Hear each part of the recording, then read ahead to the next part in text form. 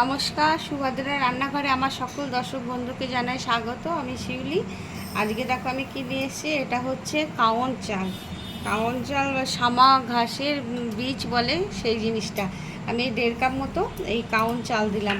এই দেখো, ভালো করে দেখো তোমরা, তাহলে বুঝতে পারবে এটাকে কাওন চাল বলে। যাই হোক, এইটা আমি জলে ভিজিয়ে নেব। দিয়ে আমি একটা টিফিন বা নাস্তার রেসিপি বানাবো, প্রচণ্ড হেলদি, তেল ঝাল মশলা লাগবে না দিয়ে এই গরমে স্বাস্থ্যকর একটা ব্রেকফাস্ট বা টিফিনের রেসিপি, নাস্তার রেসিপি বানাবো। তোমরা আমার সাথে থাকো। এটাকে আমি ভিজিয়ে ঘন্টা 2 রেখে দেবো। তারপর ঘন্টা 2 পরে আমি ফিরে আসছি। জল দিয়ে ভিজিয়ে দিই আগে। দেখো, এটা আমি ভিজিয়ে দিয়েছি, ভিজিয়ে অনেকটা ফুলে গেছে। এবারে এটাকে আমি ব্লেন্ড করে নেব, মিক্সি জারে দেব, দিয়ে ব্লেন্ড করব। আর আমি ওটা 1.5 কাপের মতো দিয়েছি কাওন চালটা। তো এখানে আমি 1 কাপ মতো সুজি দিয়ে দিচ্ছি। আমি 1 কাপ সুজি দেবো। সুজিটাকে আমি জল দিয়ে একটু ভিজিয়ে দেব। সুজিটা অল্প একটু ভেজালেই হবে, মিনিট 10, তাতেই সুজিটা ফুলে উঠবে। ব্যাস, এটা ভেজানো থাকলে এবার এটাকে আমি ব্লেন্ড করব। দেখো, আমি কাওন চালটা ব্লেন্ড করে নিয়েছি। এবারে আমি এর সাথে এই যে সুজিটা ভিজিয়ে রেখেছিলাম, ওই সুজিটা পুরো জলটা সোক করে নিয়েছি, দেখেছো? এবারে সুজিটা ওর সাথে দিয়ে দিচ্ছি। সুজিটা দিয়েও এর সাথে আমি ব্লেন্ড করব। এই কাপের মাপে আমি 2 কাপ মতন, প্রায় 2 কাপ মতো কাওন চাল দিয়েছি, 1 কাপ সুজি দিয়েছি, আর 1 কাপের থেকে কম একটু টক দই দিলাম। এবার এগুলো সমস্ত একসাথে আমি ব্লেন্ড করে নেব। দেখো, আমার ব্যাটারটা রেডি হয়ে গেছে পুরো। এই যে খুব একটা স্মুথ ব্যাটার বানিয়ে নিয়েছি। এবারে আমি এটাকে এই পাত্রে ঢেলে মিনিট 10-15 রেস্টে রেখে দেবো। ততক্ষণ আমি একটা চাটনি বানিয়ে নেবো এটা খাওয়ার জন্য। আমি কিভাবে চাটনিটা বানাচ্ছি চলো তোমাদের আমি দেখাবো। আমি গ্যাসে একটা কড়া বসিয়ে দিয়েছি, কড়াতে একটু তেল দিয়েছি, কতগুলো বাদাম দিয়ে দিলাম। বাদামগুলো আমি একটু ভেজে নেব, আমি চাটনি বানাবো তার জন্য। আর তার সাথে দিয়ে দিচ্ছি কতগুলো ছোলার ডাল, কতগুলো নারকেল, এগুলো একসাথে সব ভাজবো।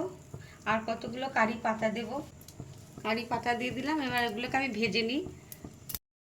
2 টুকরো আদা দিয়ে দিলাম, আর কাঁচা লঙ্কা।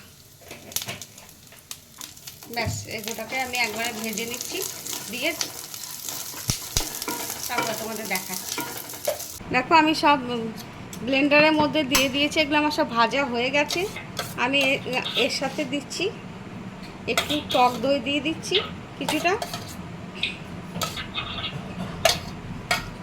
কিছুটা ধনে পাতা দিচ্ছি। এবারে আমি এটাকে ব্লেন্ড করে নিয়ে আসব। দেখো, আমার চাটনিটা একদম রেডি হয়ে গেছে, আমি ব্লেন্ড করে নিয়ে চলে এলাম। এবারে আমি অনেকটাই হয়েছে, আমি এই বাটির মধ্যে কিছুটা নিয়ে নিলাম, আর কিছুটা অন্য জায়গায় ঢেলে নেব। ঠিক আছে, এবার আমি এর মধ্যে একটা তড়কা দিয়ে দেব, তাহলেই আমার চাটনিটা কমপ্লিট হয়ে যাবে। আমি একটা তড়কা প্যান বসিয়ে দিয়েছি, ওর মধ্যে তেল দিয়ে দিয়েছি। এবারে একটু জিরে দিলাম ফোড়নে, রাই দিলাম, লঙ্কা, ওগুলো উড়ান ডাল, বিউলির ডাল, কারি পাতা, আর এটা হচ্ছে হিং। এবার ভালো করে আমি তড়কাটা ভেজে নেব, ফোড়নটা যাতে সুন্দর একটা গন্ধ বেরোতে শুরু করে দিয়েছে, ভারী সুন্দর। আমি গ্যাসটা এবার অফ করে দিলাম। আমার এটা ভাজা হয়ে গেছে। লবণটা দিইনি, লবণটা দিয়ে দিলাম। এবার আমি তড়কাটা ওর মধ্যে দিলাম, দারুণ সুন্দর সুগন্ধ বেরোচ্ছে। ব্যাস, এবার আমার চাটনিটা রেডি। এবার আমি এই মিশ্রণটা, এই যে দেখো, একদম রেডি হয়ে গেছে। তোমাদেরকে দেখায় ঘনত্বটা, দেখো, দেখেছো? এবার আমি লবণ দেব, লবণ দিইনি, স্বাদ মতো লবণ দিয়ে দিলাম, আর কয়েক দানা চিনি দেবো। একটু সামান্য চিনি দিলাম। আমি এটাকে ভালো করে একটু ফেটিয়ে নেব। আমি এখানে দেখো সামান্য একটু ইনো দিয়ে দিচ্ছি। আমি একটু জিরা ইনোর ফ্লেভারটা সুন্দর, সেই জন্য একটু জিরা ইনো দিলাম। তোমরা চাইলে দিতে পারো, নাহলে একটু বেকিং পাউডার দিতে পারো, বেকিং সোডা দিতে পারো, যেটা পছন্দ সেটাই দেবে। এটা দেওয়ার জন্য একটু ব্যাটারটা একটু মানে হালকা হয়ে গেল, ফুলে যায়। যাই হোক, এটা আমার রেডি। এবার আমি গ্যাসে কড়া বসিয়ে দিয়েছি। কড়াটা আমি মুছে নিয়েছি ভালো করে। এবারে আমি এই ব্যাটারটা দেব।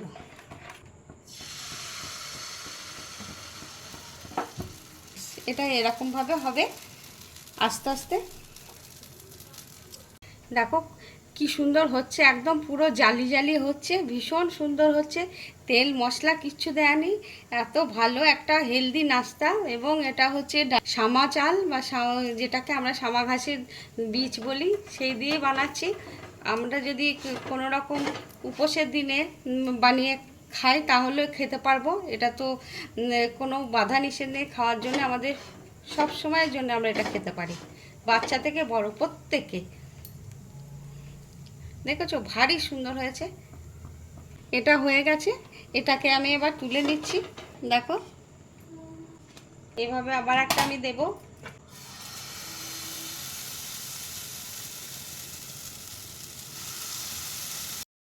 দেখো আর একটা আমার হয়ে গেছে, এটাকেও দেখো একদম সুন্দর হয়েছে আর অজস্র জালি হয়েছে। এটাকে এবার আমি তুলে নিচ্ছি।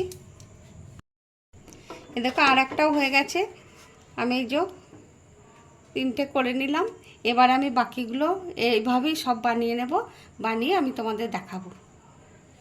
আমার সমস্ত নাস্তাগুলো একদম রেডি হয়ে গেছে। দেখো অসম্ভব জালিদার হয়েছে, একদম এদিক থেকে এদিক দেখা যাচ্ছে, আর খুব সুন্দর হয়েছে। দেখো আর এত সফট, তোমাদেরকে বলে বোঝাতে পারবো না, একদম তুলোর মতো হয়েছে।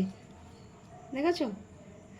তোমরা এইভাবে একবার বানাবে, বানিয়ে খাবে, খেয়ে আমাকে কমেন্ট করে জানাবে তোমাদের কেমন লেগেছে আমার এই অভিনব কাওন চালের বা সামা ঘাসের দানা দিয়ে যে রেসিপিটি আমি বানালাম। তোমরা সবাই ভালো থাকবে, সুস্থ থাকবে। তোমাদেরকে জানাই সকলকে অসংখ্য অসংখ্য ধন্যবাদ, অনেক অনেক ভালোবাসা, নমস্কার। আবার বলছি, একটা হেলদি নাস্তা রেসিপি, যে এক ফোঁটাও আমি তেল দিইনি এগুলো বানাতে, তেল লাগেনি। শুধুমাত্র প্রথমে আমি কড়াটা একটু তেল দিয়ে মুছে নিয়েছিলাম, তারপর থেকে এক ফোঁটাও তেল দিতে হয়নি।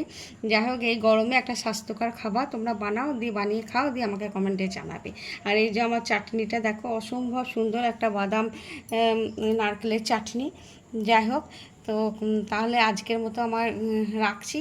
আবার অন্য একটা রেসিপি নিয়ে দেখা হবে তোমাদের সাথে। তাহলে টাটা।